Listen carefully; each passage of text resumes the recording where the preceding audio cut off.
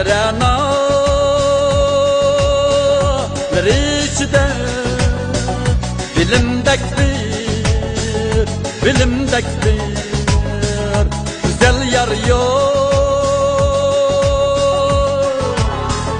Bilimdin özgü tutan yar bulur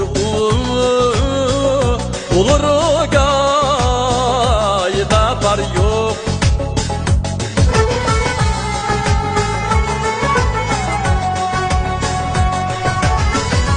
Kirip nefsinin keynige bilimdin özgü yar tutsan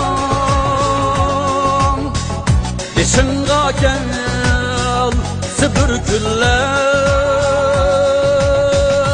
çağda sen kebi xar yok.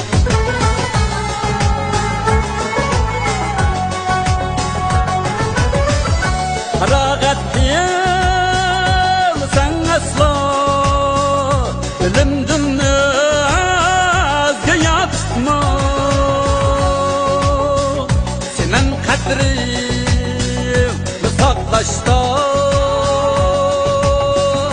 bilimdek yaxşı hemkar yok.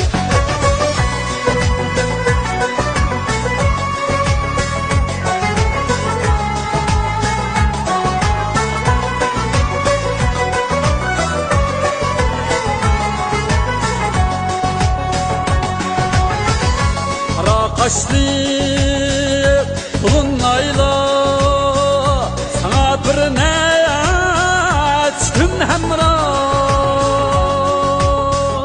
Eğer sen buldun ayrılsan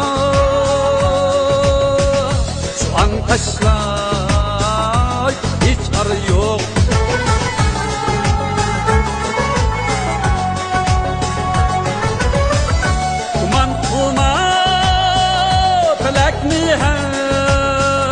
Kaçan bekleyen körgülmez.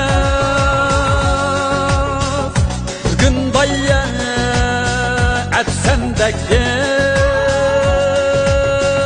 kaday yok bel ezdar yok. Can renalar içinde bilimdektir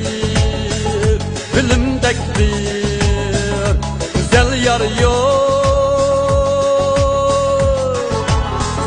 Bilimdin özgü tutan yar bulur